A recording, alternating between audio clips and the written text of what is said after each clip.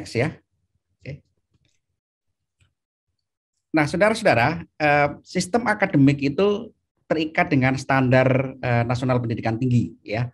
Jadi basis utama kita menyelenggarakan seluruh kegiatan akademik di bidang Tridharma perguruan tinggi itu adalah terikat dengan yang namanya standar 1 SKS ya. Jadi 1 SKS ini bukan sistem kebut semalam ya. Karena kita nggak menganggap itu tidak mengharamkan ya. Itu istilah SKS itu sistem kebut semalam ya. Tapi SKS itu adalah merupakan perencanaan ya, basis perencanaan di dalam kita menjalankan aktivitas Tridharma di perguruan tinggi, termasuk juga waktu untuk belajar untuk mahasiswa. Nah, saudara-saudara, yang tampil di depan Anda ini adalah itu standar 1 SKS menurut SNPT ya, Standar Nasional Pendidikan Tinggi, yang kita jadikan acuan dalam menyelenggarakan itu pembelajaran online ya. Jadi di situ ada 3 jenis bentuk pembelajaran ya, ada kuliah atau responsi atau tutorial ya. Itu total waktunya per minggu 170 menit ya. Seminar juga sama, seminar ya kan, atau bentuk pembelajaran sejenis ya, misalkan webinar, kemudian juga FGD itu juga sama 170 menit ya. Praktikum studio, praktikum bengkel, praktikum lapangan juga sama, total 170 menit ya. Nah, komponen 170 menit ini per minggu ini kita bagi di dalam itu ada tatap muka, ada penugasan terstruktur, ada juga belajar mandiri. Nah, kuliah inilah ya, dengan waktu total untuk Anda 170 menit per minggu ini kami jadikan acuan untuk merancangkan learning design prosesnya ya. Jadi kalau ini nanti kita terjemahkan ke dalam sistem pembelajaran Indonesia di next slide nanti Mas Rizky ya. Coba ditampilkan next slide. Nah, saudara-saudara, artinya apa ya? Artinya adalah kita seluruh perguruan tinggi itu harus mematuhi ini ya. Kita tidak boleh kuliah itu dilaksanakan dalam waktu sesuka-sukanya ya. Tapi harus ada acuan waktu dengan standar yang sama ya di seluruh Indonesia. Nah, termasuk juga Unsia. Unsia ini juga mengikuti standar pendidikan yang sama ya. Yang itu tidak boleh kita langgar karena itu merupakan standar mutu ya.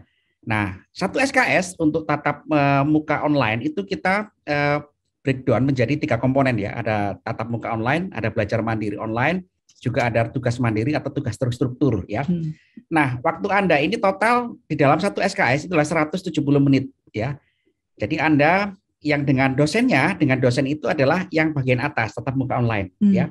Tatap muka online itu Anda dialokasikan kurang lebih ya hampir 100 menit ya. 100 menit. Baik dengan mode sinkron atau asinkron ya. Sinkron itu artinya waktunya bersamaan dengan dosen. Kalau asinkron waktunya tidak bersamaan dengan dosen ya. Karena kan mahasiswa kita itu ada di beberapa zona waktu di seluruh dunia ya.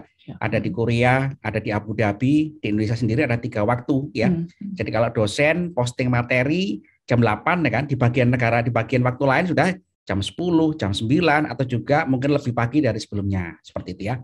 Nah, artinya apa? Waktunya dengan dosen ini yang krusial ya. Karena apa? Karena Anda itu harus bisa menyesuaikan waktu. Tapi kami memberikan kebijakan fleksibel bahwa itu nanti saya tunjukkan ya, saya jelaskan sebelumnya ya, setelahnya ya. Yang paling penting adalah belajar mandiri ya. Belajar mandiri ini Anda tidak didampingi oleh dosen ya. 60 menit ya. Kemudian tugas mandiri juga 60 menit per minggu ya. Jadi kalau Anda mengambil mata kuliah 18 SKS per minggu, berarti Anda harus bisa mengatur waktu sendiri. Belajar mandiri, mengakses learning material, menyimak video, mengerjakan tugas, itu 120 menit per SKS ya per minggu. Itu tanpa didampingi oleh dosen ya. Yang didampingi oleh dosen kurang lebih minimal 50 menit. Diskusi forum ya. Kemudian video conference, live streaming ya kan. Itu minimal 50 menit per minggu. Jadi waktu Anda ya kan itu diatur sebaik-baiknya ya supaya ini Anda mendapatkan banyak hal ya. Kita tidak menghendaki kuliah di Unsia itu walaupun online itu tidak berdasarkan standar. Nah, ini berbahaya ya. Karena nanti kita harus bertanggungjawabkan ini ke stakeholder atau ke masyarakat. Oke, next. Ya, jadi rekan-rekan, saya boleh ingatkan lagi boleh, Pak Ucup boleh, ya. Boleh. Oke, Ya. Nah itu tadi benar-benar harus diperhatikan apa yang disampaikan Pak Ucup. Kalau bisa rekan-rekan mencatat, ingat loh bahwa kuliah di Unsia itu harus direncanakan dengan matang ya Pak Ucup ya, untuk waktunya. Ya, perhatikan SKS-nya, susun dengan baik, sediakan waktu untuk mengikuti aktivitas akademik ya Pak Ucup ya. Iya, betul. Baik. Ya. Nah selanjutnya ini ada Apa nih? Wah, ini penilaian ya Pak Ucup. Ya, betul. Gimana Pak Ucup? Betul ya. Ya, alhamdulillah saudara-saudara, Unsia ini telah berjalan tahun akademik pertama mulai tahun 2020 ya. Kita telah berhasil meluluskan mata kuliah. Jadi dari 1.800 lebih ya mahasiswa yang kuliah di kita di tahun akademik sebelumnya, itu telah berhasil lulus kurang lebih hampir 75%. Ya. Baik. Jadi ini merupakan keberhasilan ya. Karena apa ya kan? Karena itu Bapak Ibu dosen mendampingi Anda dalam perkuliahan ya, kemudian ya anak-anak juga aktif, akhirnya lulus di setiap mata kuliah. Nah, apa itu batas kelulusan di dalam mata kuliah? Batas kelulusan itu adalah mengacu kepada standar mutu lulusan Unsia ya. Standar mutu lulusan Unsia nomor 1 adalah IPK minimal 2,5. Ya, jadi IPK minimal 2,5 ini paling rendah ya. Tapi Anda jangan ya, dari hasil evaluasi akademik tahun pertama ya, itu yang telah kita lakukan, itu ada kurang lebih 900 mahasiswa IPK-nya di atas 3,5. Di atas 3,5. 3,5 ya, 900 tinggi sekali mahasiswa. Pak ya. Betul, ya. betul. Artinya apa? Artinya keseriusan itu ada ya, keseriusan itu bisa dicapai oleh anak-anak kita di Indonesia ya.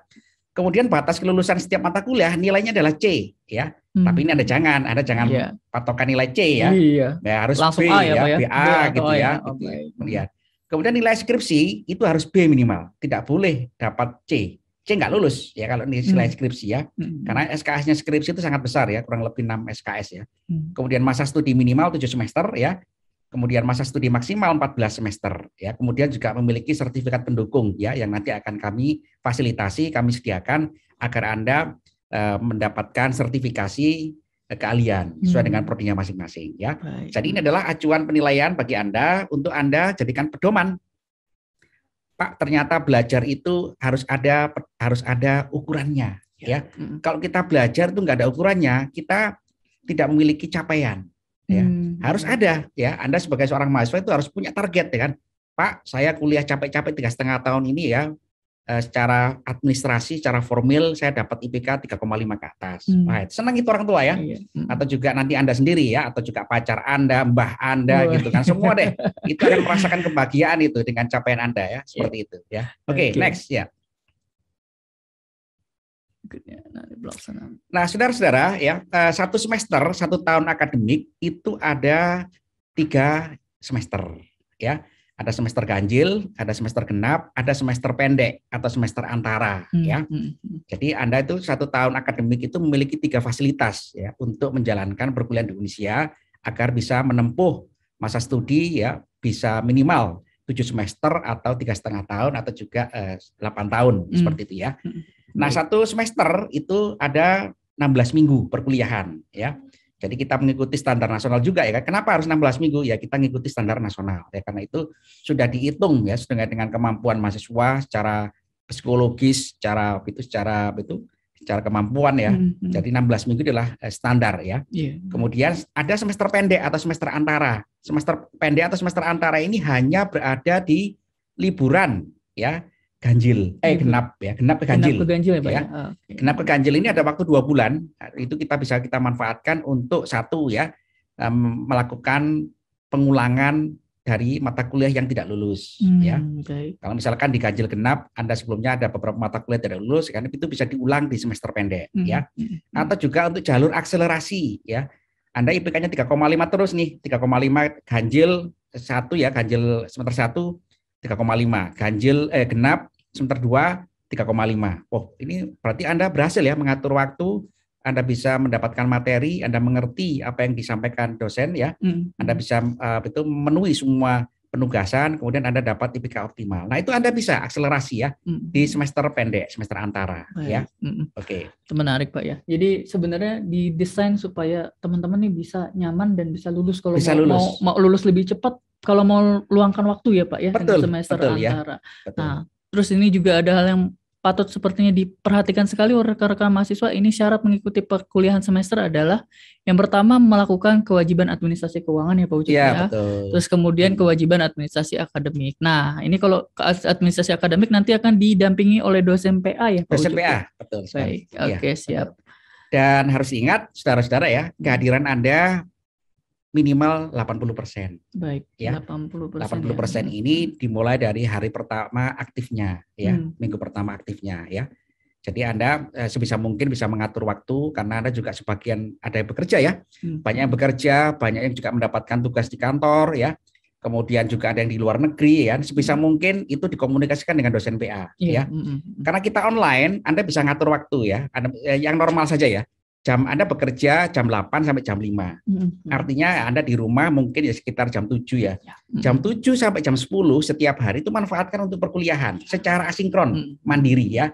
Yang di situ Anda mungkin tidak ketemu dengan dosen, tapi ketemu dengan instruksi untuk mengakses learning material di dalam LMS ya, Learning Management System. Nah, Anda pasti sudah dapat akun ya nanti ya. Sudah dapat akun untuk mengakses LMS dan juga sistem akademik ya, yang nanti akan dijelaskan. Oke, next. Oke. Selanjutnya. Nah, saudara-saudara, kuliah itu harus ada capaian yang saya sebutkan. Itu paling penting ya. Karena IPK itu menunjukkan degree ya, menunjukkan tingkatan daripada prestasi Anda selama perkuliahan ya. Jadi jangan sampai IPK itu di bawah 2,5 ya. Di bawah 2,5 itu artinya Anda di bawah mutu lulusan yang ditetapkan oleh Unsia ya. Tapi saya yakin dengan hasil evaluasi semester akademik sebelumnya itu anak-anak Unsia kan ternyata bisa kok ya mencapai 3,5 lebih ya. Ada 900 mahasiswa bisa mencapai IPK 3,5 ya. Artinya apa ya? Artinya mereka bisa berhasil merencanakan waktu studi, waktu belajar, waktu komunikasi dengan dosen ya. Kemudian ikut juga banyak sekali aktivitas ya di dalam Unsia ya secara online ya. Itu artinya mereka berhasil ya. Jadi dihindari nilai D ya. Nilai D dan E ini wajib dikonsultasikan dengan dosen pembimbing untuk nanti diulang di semester pendek ya. Atau juga pada saat semester berjalan itu juga ada remedial ya. Remedial ini bukan mengulang tapi perbaikan komponen nilai ya. Jadi perbaikan komponen nilai ya. Jadi kalau di semester itu Anda kira-kira jatuh ya nilainya, Anda bisa mengajukan remedial kepada Kaprodi untuk kita follow up memperbaiki komponen penilaian ya. Di komponen nilai tadi ya, UTS atau UAS atau tugas seperti itu. Baik. Ya. Ini berarti kuncinya ada di dosen pembimbing akademik dan Kaprodi ya berarti. Kaprodi ya. Betul. Nah, ini Nah, rekan-rekan, jadi nanti nanti ada sesi sendiri, rekan-rekan akan berkenalan dengan Kaprodinya, itu terus ikuti sampai akhir ya. Iya, betul. Baik. Betul. Lanjut Pak Ucup. Kaprodi dan dosen ya. Iya, dosennya juga ya. Ya, jadi Anda ikuti sesi nanti ya sampai selesai, itu nanti Anda dikenalkan dengan prodinya masing-masing ya. Baik. Anda supaya bisa kenal dengan dosen dan juga dosen PA terutama ya dan juga Pak Kaprodi ya. Supaya nanti karena online itu saudara-saudara membutuhkan komunikasi yang aktif ya. Ini mohon dipahami betul. Komunikasi aktif ini kuncinya adalah ada pada Anda ya. Kita nggak mungkin ya memanggil Anda satu persatu. Ya. Bayangkan ya kita memiliki 2.400 mahasiswa. Ya. Kalau itu kita calling satu persatu ya bonyok itu. Kasihan dosennya ya. Jadi betul. Rekan-rekan ini harus punya inisiatif aktivitas sendiri untuk sadar betul bahwa kunci keberhasilan kuliahnya itu ada di tangan teman-teman. Tangan teman-teman sendiri ya. Nah, betul. Oke, baik. Karena Anda tidak datang ke kampus ya. Kalau datang ke kampus, Anda melihat pengumuman itu otomatis Anda bergerak ya. Tapi kalau ini rely ya atau depend upon awareness di dalam menyimak informasi dari Kaprodi, dari dosen PA, dari dosen pengajar, dan juga dari itu BAA ya. Baik. Ya. Next lanjut. Ya, oke. Sudah. Ya ini penting saudara-saudara ya. Cuti akademik ya. Cuti akademik ini fasilitas yang diberikan kepada mahasiswa untuk dia berhenti sementara ya. Cuti akademik ini maksimal 2 semester, tidak boleh 2 semester berturut-turut ya. Cuti itu hanya digunakan untuk ya kan kondisi yang tidak memungkinkan Anda untuk berkuliah. Tapi Anda tetap terikat sebagai mahasiswa Unsia ya. Jadi itu jangan sampai disalahgunakan karena cuti itu juga mengurangi jatah masa studi Anda 14 semester ya. Seperti itu. Jadi ini nanti dikonsultasikan dengan dosen PA ya. Jadi Anda begitu masuk kuliah itu langsung persiapan waktu, persiapan sumber daya, ya kan, persiapan akses internet ya kan. Kalau bisa ya kan misalkan di rumahnya masing-masing itu udah didesain ya internet kecepatan tinggi ya. Betul. Kalau perlu ya kan, Pak saya belum punya internet ya, oke Anda bisa itu nebeng di fasilitas umum ya. Yang penting harus Anda itu pergerakan Anda ini harus dekat dengan internet ya, seperti itu. Nah, oke. Kemudian adalah dropout ini ya tadi ya karena tidak memenuhi standar mutu akademik ya. Jadi terlebih adalah melebihi batas waktu maksimal 14 semester ya. Seluruh mahasiswa Indonesia ini terikat dengan hal seperti ini ya. Jadi kita jangan sampai ya itu kita itu mencapai atau tidak memenuhi standar mutu lulusan Unsia ya. Oke, next. Oke ya, saya harapkan nanti Anda bisa lulus di Unsia. Kita punya target lulusan pertama insya Allah di tahun 2024 ya. Sehingga nanti Anda bisa melihat ya, bahwa kita berhasil meluluskan mahasiswa dengan capaian atau kategori IPK ya, memuaskan, sangat memuaskan, atau dengan pujian ya, with compliment ya, cum laude ya bahasa Latinnya ya. Jadi sebelum lulus Anda juga nanti kita persiapkan sertifikasi ya. Sertifikasi, boleh sertifikasi bahasa asing apa saja boleh ya, yang Anda miliki, tidak harus TOEFL ya, apa saja boleh, bahasa Arab boleh ya, karena masa kita kan ada yang di Abu Dhabi ya, itu kan boleh mengambil sertifikasi bahasa Arab ya, Arab gundul, Arab gondrong boleh ya, saya bebaskan itu ya, yang penting itu adalah recognize ya, recognize international standard ya, gitu. Baik. Kemudian terlebih penting lagi adalah Anda lulus di Unsia itu memiliki sertifikasi keahlian dengan bidangnya masing-masing ya. Yang bidang accounting kita persiapkan sertifikasi brevet A, brevet B ya. Terkait juga dengan perpajakan, kita juga siapkan auditing ya, auditing certification ya. Dan juga setiap prodi sudah kita siapkan skenario sertifikasi agar Anda itu kuliah di Unsia itu tidak hanya dapat ijazah atau juga transkrip nilai, tapi juga dapat sertifikasi. Karena sertifikasi itu membuktikan Unsia itu link up dengan standar profesional atau industri ya. Jadi Anda itu begitu lulus ya kan, itu diperhitungkan untuk segera direkrut oleh pengguna kita ya, siapa saja itu ya. Iya. Jadi sudah didesain ya teman-teman sama Pak Ucuk sebagai Wakil Rektor, sudah. Jadi mudah-mudahan kalau teman-teman serius, insya Allah setelah lulus enak ya Pak ya. Enak, kayak betul, gitu. Ya. Nah ini Pak Ucuk izin, sepertinya tadi kita sudah dapat notifikasi, waktunya sekitar 3 menit lagi. 3 menit lagi ya. Presentasi, silakan Pak. Coba kita percepat ya di slide terakhir itu. Batas studi udah ya, BA sudah ya, kita sudah singgung ya kan. Nah, terus.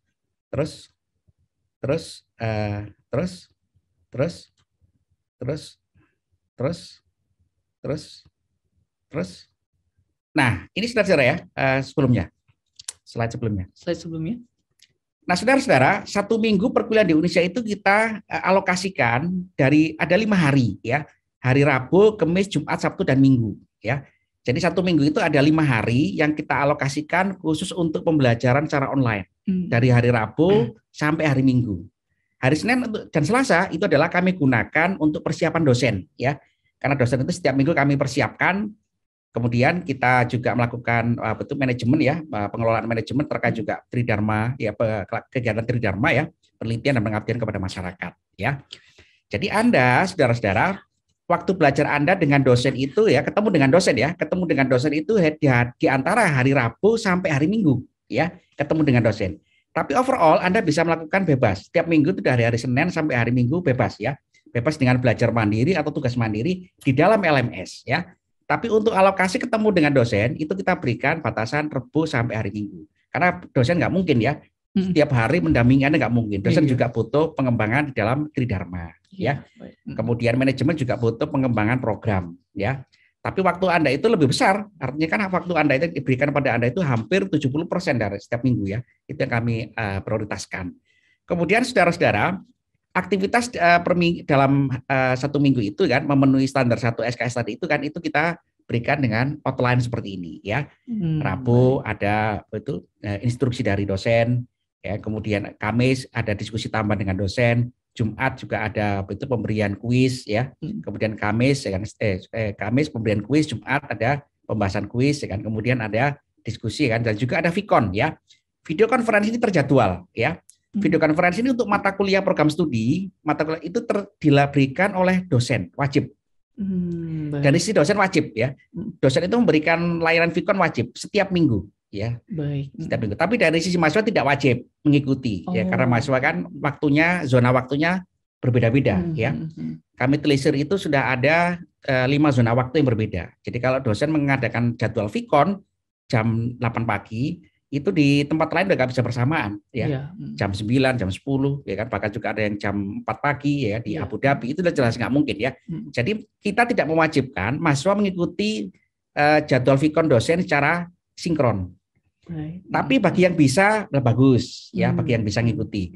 Yang tidak bisa kami wajibkan untuk melihat dokumentasi Vkonnya di dalam LMS. Jadi waktu dosen itu mengadakan Vkon dengan mahasiswa, dia memberitahukan anak-anak besok saya jam sekian besok tanggal sekian jam sekian saya mengadakan video conference ya setiap minggu. Nah itu Anda boleh mengikuti. Bagi yang tidak bisa mengikuti bisa melihat dokumentasinya. Nanti dokumentasinya diunggah di dalam LMS ya. Jadi itu tambahan ya. Anda dengan mengakses learning material, dengan menyimak instruksi dosen, dengan diskusi dengan para dosen itu sudah dapat tambahan materi. Apalagi mengerjakan kuis ya. Nah itu juga penting ya. Dan Anda setiap minggu wajib mengerjakan kuis sebagai bukti absensi.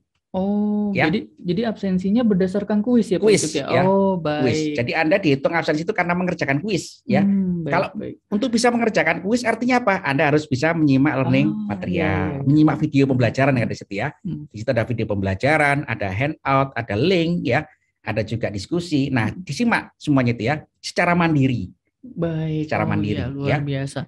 Jadi sekarang modelnya absennya tidak pasti klik, pokoknya dia mengerjakan kuis ya Pak Ucup ya. Mengerjakan kuis. Tuh teman-teman dengerin, catat baik-baik bahwa nanti absensinya berdasarkan kuis. Nah, cara mengerjakan kuisnya berarti yang tadi Pak Ucup sampaikan ya, simak baik-baik materi perkuliahannya. Nah, untuk tadi yang video conference ya Pak Ucup ya, berarti kalau misalkan dia datang lebih bagus, tapi kalau misalkan dia ada halangan bisa simak dokumentasinya.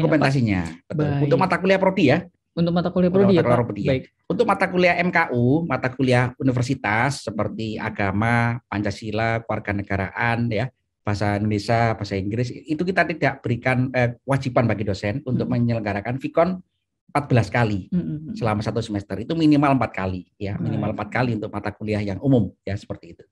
Baik. Baik, itu tapi bukan ini ya Pak, bukan komponen penilaian utama ya Pak? Bukan. Ya? Bukan. Baik, jadi hanya suplemennya ya. Oke, siap. Nah ini mungkin ada rekan-rekan yang sudah mengajukan pertanyaan. Coba dicek Mas Riki ya, ada yang tanya? Ada dicek, ya. Lanjut ya berarti. Baik, Pak Ucup mungkin kita bisa jelasin dulu nih ke rekan-rekan mahasiswa tentang learning design proses Unsia nih. Ini kan keistimewaan Unsia ya dibanding kampus konvensional. Mungkin teman-teman bisa dibuka slide yang bagian LDP, learning design process. Ada ke belakang ya. Nah itu tadi. Iya. Kita tadi bisa dijelaskan lagi ya Pak Ucup ya. Silakan Pak. Jadi learning design process itu saudara-saudara adalah siklus proses pembelajaran yang dirancang khusus ya, melibatkan 3 komponen ya, 3 subjek ya. Anda sebagai mahasiswa, kemudian dosen, kemudian learning material. Yang itu terjadi di dalam LMS ya, terjadi di dalam LMS. Nah, 3 komponen ini atau 3 subjek ini saudara-saudara harus diatur memenuhi satu standar ya. Standarnya apa? Adalah learning outcome atau capaian pembelajaran ya. Jadi kalau waktu Anda pertama kali masuk di LMS nanti itu dibaca, di situ ada RPS, rencana pembelajaran semester setiap mata kuliah. Itu harus dibaca, desain mata kuliah ini kemana? Ya, apa yang dirancang oleh para dosen. Nah, itulah menjadi acuan pengaturan perkuliahan selama 1 semester ya. Jadi akhirnya apa? Di situ ngikuti learning material ya, metode pembelajaran yang digunakan ya. Kemudian juga itu assessment ya. Assessment itu UTS, ujian tengah semester atau ujian akhir semester atau juga tugas 1 dan tugas 2 ya. Yang semua ini saudara-saudara dirancang mengacu kepada profil lulusan di prodinya masing-masing ya.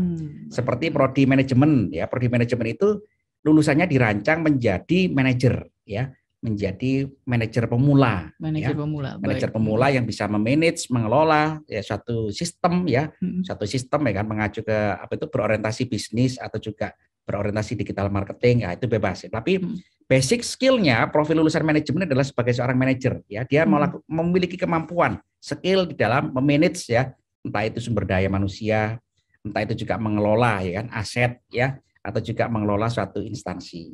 Nah, skill-skill itu kelihatan ya, mampu memiliki leadership ya, mampu mengenali permasalahan ya. dan juga mampu mengajukan satu solusi dari masalah yang dihadapi kan. Nah, itu menjadi acuan di dalam mata kuliah, ya kan? Setiap mata kuliah untuk dirancang ya capaian pembelajarannya ya, seperti itu. Nah, kalau capaian pembelajaran kita itu biasanya pakai standar, kalau nggak salah pakai SNPT ya Pak? Atau betul, gimana? SNPT. Oke, baik. Mungkin ada ya di slide ya Pak? Ya, ini SNPT itu hanya menyarankan berbasis learning outcome ya, learning outcome-nya. Jadi capaian pembelajaran lulusan ya. Learning outcome-nya itu kita dekatkan di Unsia, itu kita memiliki keunggulan, kita dekatkan dengan standar sertifikasi. Standar sertifikasi, ya. Kemudian juga standar itu industri. Berarti sudah dekat sekali dengan user dong Pak. Berarti dekat sekali gitu, ya. Karena kita memiliki track program ya. Track program itu ada beberapa mata kuliah yang kita kondisikan, kita rancang dia mengadopsi standar mutu dari itu profesional atau juga standar mutu dari industri ya. Contoh di manajemen itu ada mata kuliah supply and chain management ya. Itu rantai pasok ya, rantai pasok distribusi. Nah, di situ kan juga aplikasinya kan sangat luas ya. Nah, sekarang ini kan kita itu setiap hari kan kita di rumah ya, itu kan bermacam-macam itu lalu lalang ya. Itu aktivitas ya kan, distribusi logistik barang. Karena kita kan online ya. Kita beli apa saja kan sekarang online ya. Kok bisa ya kita beli di Kalimantan nyampe di rumah kita? Karena ada manajernya, ada pengaturannya. Nah, itu siapa yang ngatur ilmunya? Ya, itu adalah di supply and chain management. Ya. Nah, bagaimana itu mata kuliah itu kan? Mata kuliah itu kita dekatkan dengan standar profesinya, ya, standar sertifikasinya, ya. Kemudian kita adopsi kan. Nah, nanti mata kuliah ini kalau Anda jalankan, Anda dapat teori dasarnya, Anda juga dapat dengan penerapannya, Anda juga kenal dengan standar sertifikasinya. Kalau Anda mau mengikuti sertifikasinya kan, nah nanti bisa direncanakan oleh para kaprodi juga dengan para dosen. Baik. Gitu ya. Tapi dari mata kuliahnya itu sendiri memang sudah didesain sedekat mungkin ya Pak dengan end user atau pengguna. Betul, dengan applied-nya ya, dengan penerapannya. Nah, berarti teman-teman semakin serius rekan-rekan belajar, sebenarnya semakin serius rekan-rekan dengan cita-cita kalian ya. Kalau misalkan ambil prodi manajemen kan berarti harusnya visinya adalah Anda akan menjadi manajer nantinya ya, manajer lini pertama atau manajer pemula. Oke, ini mungkin kita bisa sedikit ngobrol juga Pak tentang standar outcome-nya ya. Kalau nggak salah tadi ada di slide ya. Mungkin yang belum taksonomi bisa diputar. Oke. Nah, ini aja deh. Mungkin learning material Pak. Kayaknya kita perlu ngomongin juga nih tentang learning material supaya rekan-rekan mahasiswa bisa paham. Mungkin di next slide-nya teman-teman.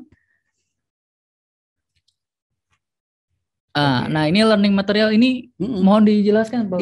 Saudara-saudara, di dalam setiap mata kuliah di LMS itu tersedia learning material ya, materi pembelajaran ya. Di situ ada pengaturannya learning material ini untuk jadikan sebagai bahan interaksi ya. Itu diatur oleh RPS ya, rencana pembelajaran semester. Nah, mahasiswa harus wajib baca dan juga mendiskusikannya dengan mahasiswa. Karena itu mengatur aktivitas mulai dari minggu pertama sampai minggu ke-16 ya. Kemudian juga di situ ada pengantar mata kuliah ya, ada video pembelajaran ya, ada link website ya, ada link eksternal video, ada link digital library. Ada juga link virtual labs ya untuk mata kuliah yang di bawah prodi sistem informasi atau juga prodi teknik informatika ya.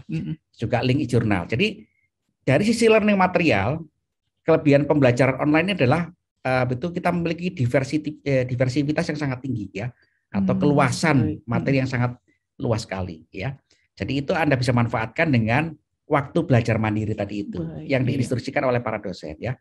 Jadi kalau misalkan Anda menyimak instruksi dosen ya kan, di minggu hari pertama ya, setelah perkenalan satu sama lain, kemudian Anda mendiskusikan dengan dosen RPS-nya, kemudian Anda mendapatkan tugas baca mandiri, kemudian buat resume untuk diunggah di LMS, kemudian dosen akan memberikan respon untuk dilihat ya kan, kemampuan Anda dalam memahami suatu konten atau suatu learning material ya.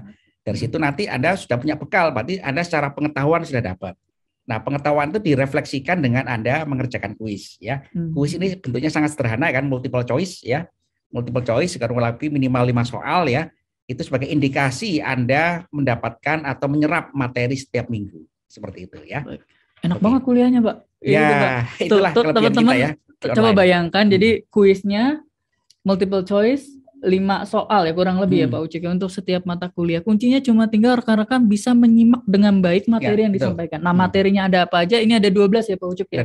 Ada 12 learning material. Nah, tadi sempat terlihat di kolom chat ada pertanyaan. Mungkin rekan-rekan bisa diperlihatkan satu pertanyaan dari kolom chat. Ada? Nah, ini agak kurang. Wah, ini ada banyak sekali ya. Ini yang paling bawah mungkin bisa ke bawah. Oke, nah ini ada pertanyaan yang menarik tuh. Mungkin yang paling bawah ya. Izin bertanya, ini dari siapa? Boleh dibacakan teman-teman? Saya tidak terlihat. Pantulan Alfian Handi kalau tidak salah itu namanya. Wah, ini nih.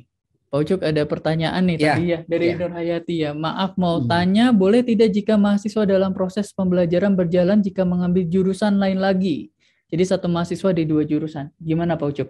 Ya. Ini semangat sekali sepertinya mahasiswanya ya, mau belajar banyak. Ya, saya juga menghargai motivasi Mbak Nur Hayati ya dalam menjalankan perkuliahan ya kan. Kepingin lebih dari 1 jurusan ya, itu bagus ya. Nah, di Unsia atau di seluruh kampus di Indonesia itu memiliki program yang namanya Kampus Merdeka. Ya. Kampus Merdeka itu nanti di semester 5 Anda boleh kuliah lintas prodi, lintas program studi atau lintas jurusan. Ya, jadi di semester kelima itu kita rancangkan seperti itu. Nah, untuk yang semester sekarang bersamaan itu tidak mungkin ya kan untuk mengambil itu dalam waktu bersamaan ya, mengambil di 2 tempat ya atau dua prodi ya. Karena kan kewajibannya banyak sekali ya. Jadi perlu diingat saudara-saudara, 18 SKS itu menjadi acuan standar nasional ya. Iya, waktunya ya Pak ya. Betul. Coba dihitung ya, 18 SKS per minggu. 18 SKS kali 170 menit. Berapa waktu Anda? Berjam-jam. Ya. Nah, itu nanti ya, itu kan nanti menjadi hal yang krusial. Ya, krusial bagi kita ya untuk mempertanggungjawabkannya ya. Yang mungkin Anda bisa mengambil di tempat lain ya, di tempat lain itu juga ada yang seperti itu. Tapi dari itu kewajiban kita itu pasti nggak akan terpenuhi ya. 170 menit kan 18 SKS setiap minggu ya. Baik. Gitu ya. Nah, tapi Anda jangan khawatir. Intinya adalah Pak, saya kepingin juga mempelajari disiplin ilmu lain. Ya, itu yang kita tangkap ya. Nah, ada fasilitas di setiap kampus. Di Unsia juga sama. Kita juga mempersiapkan kuliah lintas prodi nanti di semester kelima. Ada minimal 20 SKS. Anda bisa mengambil lintas prodi. Ya. Prodi manajemen, Pak, saya kepingin mempelajari digital marketing, Pak, di prodi manajemen. Oke, nanti semester 5 kita berikan fasilitas Anda boleh mengambil minimal 20 SKS. Ya, seperti itu. Baik. Jadi berarti kalau misalkan teman-teman yang ada kepikiran dia mau ambil mata kuliah di prodi lain tuh bisa di semester 5 ya Pak Ucuk? Iya, betul. Kalau semester 5 kenapa tuh Pak Ucuk pilihnya di semester 5? Karena basic prodinya kan harus terpenuhi dulu ya. Basic skillnya di prodi harus terpenuhi dulu. Tuh, ya. Berarti sudah dirancang sama Pak Ucuk supaya teman-teman di semester 1 sampai 5 itu basicnya Pak ya? Basicnya rekan-rekan harus sudah mampu sekali ya Pak. Baik. Kita lihat lagi nih ada pertanyaan lagi Pak. Baik, ini izin bertanya, apakah ada program atau kegiatan yang bisa disetarakan menjadi 1 semester? Ada ini enggak orang yang bertanya namanya? Baik, iya. Dari Alfian Hadi kalau tidak salah tadi, iya. Itu gimana Pak? Iya. Program kegiatan yang disetarakan dalam 1 semester itu harus kita perjelas ya, karena kita memiliki juga implementasi program Kampus Merdeka. Yang itu memberikan kebebasan bagi mahasiswa ya kan untuk mengikuti program-program Kampus Merdeka. Ada kurang lebih 8 program ya. Dan itu startnya itu di semester 5 ya. Anda boleh melakukan penelitian mandiri ya. Misalkan ada yang mahasiswa kita di Kalimantan ya, ya daerahnya potensial dengan daerah kehutanan ya. Pak, ilmu saya itu ilmu manajemen Pak, tapi saya juga kepingin melihat potensi hutan Kalimantan ini sebagai juga ada proyeksi potensi ekonomi. Nah, boleh Anda mengajukan penelitian mandiri di situ ya untuk kita setarakan sebagai kompetensi dalam 1 semester. Ya. Itu semester 5 ya, semester 5 ke atas. Baik. Ya, semester 5 sampai ke 8 ya, seperti itu. Oke, next pertanyaan. Ya. Ini kita langsung ke ada yang di Eropa ya. Wah, ada yang di Eropa nih dari Fatul Wahdi. Mohon maaf mau tanya, saya kerja di Eropa, jadi saat tatap muka dengan dosen berarti saya harus mengikuti jam sesuai dosen. Statusnya wajib atau tidak? Ya. Ini mungkin ditegaskan ya, lagi. Tidak wajib ya. Anda tidak wajib untuk yang Vkonnya ya. Vkon dengan dosen tidak wajib secara langsung ya. Fatul Hadi ya di Eropa ya. Tidak wajib. Tapi Anda menyimak dokumentasinya Ya, karena kan tadi ya itu tidak kita wajibkan karena pasti tidak akan ketemu dengan zona waktu, apalagi kita dengan Eropa itu selisih 7 jam ya. Dosen di Indonesia jam 8 pagi kan, Anda masih jam 12 malam itu jelas nggak mungkin ya. Itu nggak mungkin ya. Iya. Jadi Anda menyimak dokumentasinya, ya kan itu kan diunggah para Bapak Ibu dosen ya. Saudara-saudara, tadi malam saya mengadakan Vkon dengan dengan mahasiswa yang bisa, coba disimak ya. Bagi yang kepingin menanyakan hasil Vkon, boleh dipostingkan pertanyaan ya. Anda postingan pertanyaan, Bu, dari hasil Vkon yang saya simak itu saya perlu klarifikasi mengenai ini. Nanti direspon sama dosen, ya. Direspon. Itu indah sekali, Pak. Proses pembelajaran seperti itu akan enak sekali. Dan teman-teman tadi sudah ditegaskan sama Pak Ucup, untuk Vkonnya tidak wajib, tapi yang wajib adalah menyaksikan dokumentasinya Vkon, ya. Jadi tetap, jadi tetap harus buka LMS, lihat lagi, pelajari lagi ya Pak Ucup. Pelajari karena itu kunci keberhasilan di Unsia. Ya, ada lagi pertanyaan tadi rekan-rekan? Ada lagi ya. Nah ini ada yang bertanya tentang Kampus Merdeka, Pak, dari Antonius Sigit. Izin bertanya, bagaimana untuk program Kampus Merdeka, sedangkan perkuliahan ditempuh minimal 7 semester? Silakan Pak Ucup, ditegaskan lagi. Ya, saudara-saudara, standar waktu itu kita secara nasional itu adalah Anda itu S1 minimal 7 semester, ya 3,5 tahun, ya. Jadi kalau Anda mengambil Kampus Merdeka, ya dengan Kampus Merdeka ya, itu juga bisa. Berarti kan Anda punya waktu 2 semester untuk mengerjakan program Kampus Merdeka. Semester 5 ya kan, 6 dan 7 ya. Atau juga 3 semester malah ya. Kemudian Pak, bagaimana tadi pertanyaan? Coba lihat. Ya. Oke, ini bagaimana untuk dengan mengambil semester pendek. Nah itu ya, semester antara itu digunakan untuk akselerasi ya. Semester 1 dan 2 kan ada paket ya, 18 atau 19 SKS. Setelah semester 3 Anda boleh akselerasi. Bisa mengambil lebih dari paketnya ya, sesuai dengan IPK-nya tadi itu ya. Yang IPK di atas 3 Anda bisa mengambil 24 SKS ya. Juga semester antara juga bisa digunakan mengambil jalur akselerasi, mengambil mata kuliah yang belum diambil ya, atau juga mengulang mata kuliah yang nggak lulus di semester sebelumnya. Jadi itu untuk Anda bisa mencapai. Kan kewajiban S1 berapa tadi ya saya sebutkan? 144 SKS ya. 144 SKS kalau dibagi 8 ketemu berapa Mas Rizky ya? Ketemu 18 atau 19 SKS. Nah, artinya apa? Semester antara itu 8 minggu ya. 8 minggu perkuliahannya juga sama, standarnya ada UTS, ada UAS, ada tugas 1 dan tugas 2 ya. Kemudian juga batas maksimumnya adalah 9 SKS. Baik, ya. Di semester antara itu maksimalnya 9 SKS ya. Jadi kalau Anda konsisten aja ngambil 9 SKS di semester 3 kali semester antara ya, artinya Anda nyicil 27 SKS itu. Banyak juga ya Pak ya.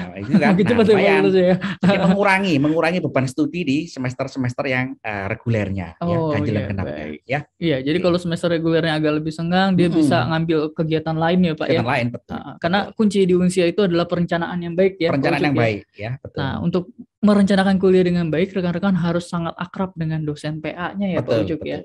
Betul. Baik. Ini mungkin kita ada pertanyaan lagi, kita alihkan dulu. Ya. Nah, ini ada pertanyaan dari Sandra Yudhistira. Izin bertanya, apakah akreditasi Unsia?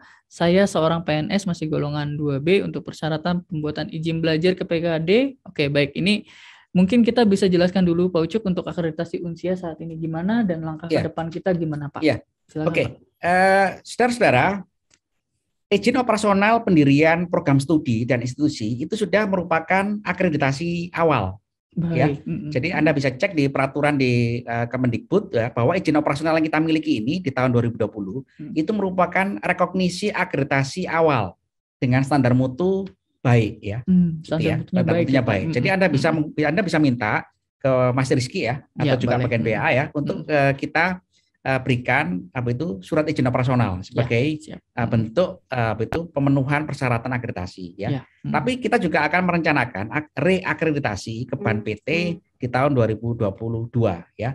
Tahun depan berarti ya Pak ya. Untuk reakreditasi. Kita mau meningkatkan dari baik menjadi sangat baik ya. Setelah itu unggul ya. Kan ada 3 kriteria ya. Baik, sangat baik sama unggul ya seperti itu. Baik. Oke, next ya. Next ini Oke, ini mungkin ada pertanyaan dari Bu Narto Septiawan, mau tanya setelah lulus apakah semua mendapat kesempatan untuk penyaluran kerja atau hanya kandidat tertentu saja? Misal untuk yang usia 30. Wah, Pak, ada yang usia 30 ke atas, Pak. 30 ke atas. Usia, Pak. Gimana tuh, Pak Ucuk? Luar biasa ini semangat biasa, belajarnya ya. masih Bagus. Ya, Pak Gunarto. Menyala-nyala ini. Ya, Pak Gunarto Setiawan ya. Iya. Itu bagus Pak Gunarto ya. Anda ngikuti saja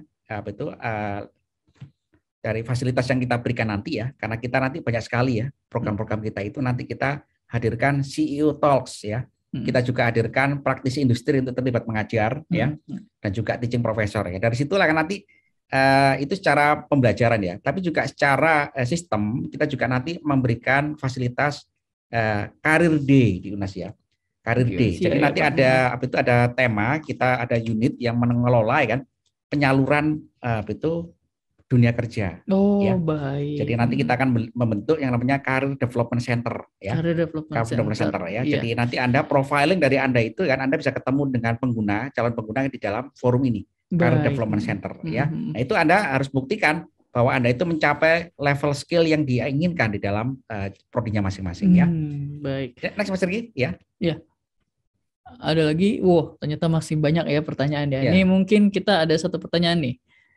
Izin bertanya, jika misal kita menjalani 2 semester pada prodi informatika, kemudian kita merasa lebih cocok di sistem informasi, apakah memungkinkan untuk pindah prodi?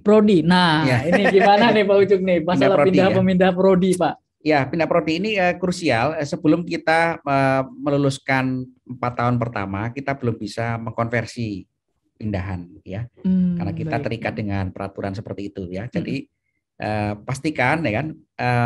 Anda sebetulnya kuliah kan ilmunya sama ya, hampir sama ya, hanya beda konsentrasi ya.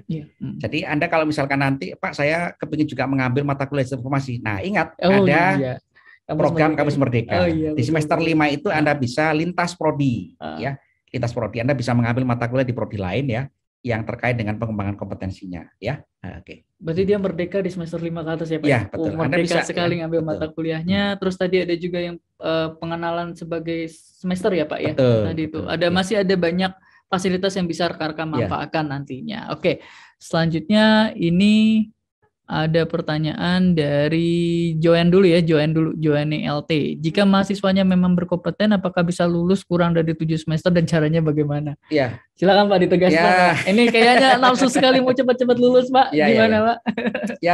Betul. Ya kita kepinginnya juga lebih cepat, lebih bagus. Ya, tapi ada yang namanya peraturan dan standar. Ya.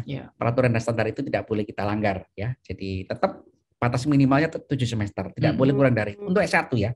S1 ya dengan beban studi 144 SKS ya. Jadi kalau misalkan Pak saya kepingin 5 semester Pak. Nah, itu tidak memenuhi standar ya. Kenapa? Karena SKS itu udah dirancang dengan beban waktu studi Anda ya. Coba dirancang kan 144 dibagi 5 semester. Ketemu berapa itu? Ketemu 70 SKS per semester. Nah, Anda mampu nggak belajar 70 SKS per minggu? Waduh.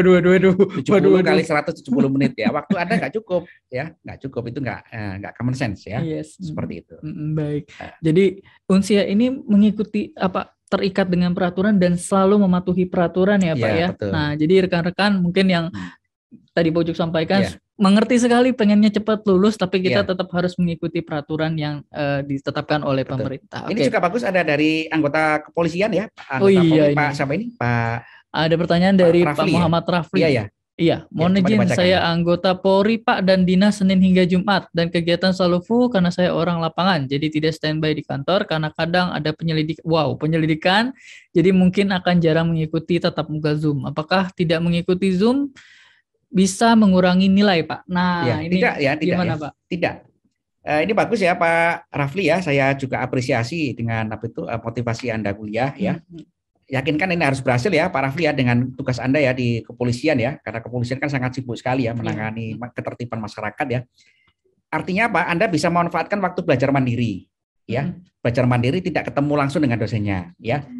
Anda bisa menyimak instruksi dosen, diskusi dengan dosen dengan waktu yang tidak bersamaan ya. Anda pasti bisa, nggak mungkin Anda 24 jam di kantor terus ya, nggak mungkin lah ya.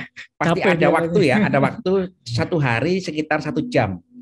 Alokasikan waktu 1 hari 1 jam untuk melihat LMS ya, untuk menyimak diskusi, untuk menyimak terlibat diskusi, untuk juga menyimak learning material, untuk mengerjakan tugas ya kan. 1 jam per hari itu saya pikir cukup. Ya, 1 jam per hari. Kemudian ada Vicon yang terjadwal oleh dosen.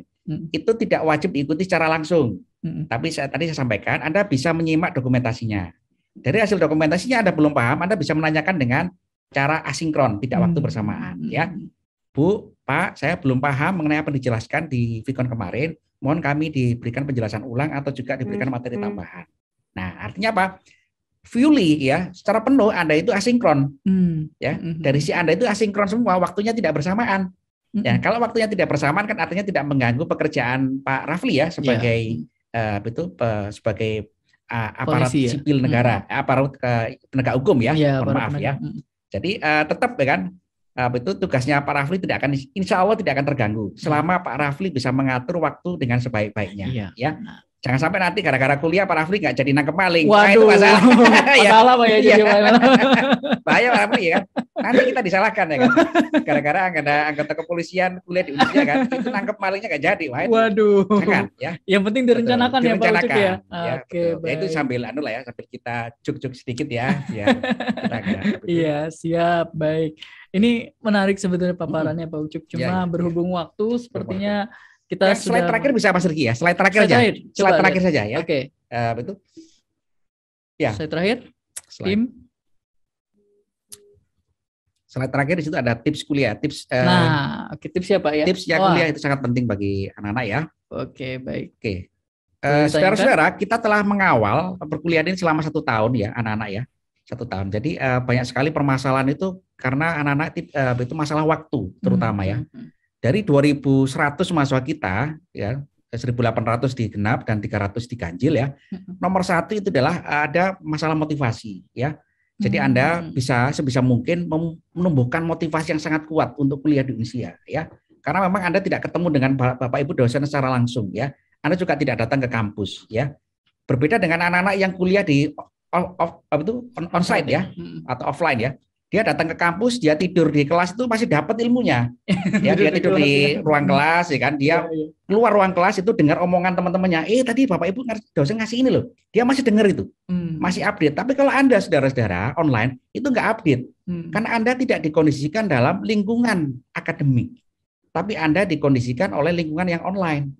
Nah, itu artinya apa? Ya, depend on the updating of communication ya, information ya. Jadi Anda visinya harus kuat ya, motivasinya tinggi kan. Nah, itu tadi ya, determinasinya juga harus tinggi ya. Determinasi harus tinggi ya. Kemudian manajemen waktu sebaik-baiknya. Ya, itu penting ya. Manajemen waktu ya. Terakhir, mematuhi kewajiban administrasi Unsia. Ya, jika ada masalah Anda bisa sampaikan ke dosen PA, Kaprodi, dan juga ada Mas Rizky ya, yang kadang ini yang mengawal ya kan, apa itu permasalahan-permasalahan Anda ya. Dan juga penting ya, kami juga sangat fleksibel ya, kami juga tahu kan bahwa distribusi internet di seluruh Indonesia itu belum merata seperti di Jakarta ya. Di Jakarta itu ya internet sudah sangat cepat ya, tapi di daerah ada masalah. Jika ada masalah, kami berikan dispensasi. Wih, ya. Mantap. Misalkan di Sulawesi kemarin tuh ada fiber optik yang putus ke Papua ya kan, anaknya telepon lapor, kita berikan dispensasi ya, karena kita tidak mewajibkan jika ada masalah terkait dengan aksesibilitas. Oke, saudara-saudara, selamat menjalani perkuliahan dengan sebaik-baiknya di Unsia ya. Kuliah di Unsia adalah kuliah yang mencapai standar mutu yang tinggi ya. Anda jangan mengharapkan perkuliahan yang santai-santai ya.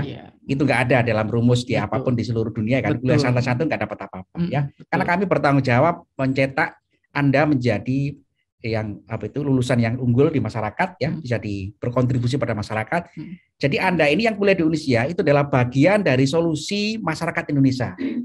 Anda tahu saudara-saudara ya kan, masyarakat Indonesia itu yang bisa kuliah itu hanya 30% per tahun. Baik, sedikit sekali. Jadi dengan kuliah online ini diharapkan ada kuliah secara massal ya.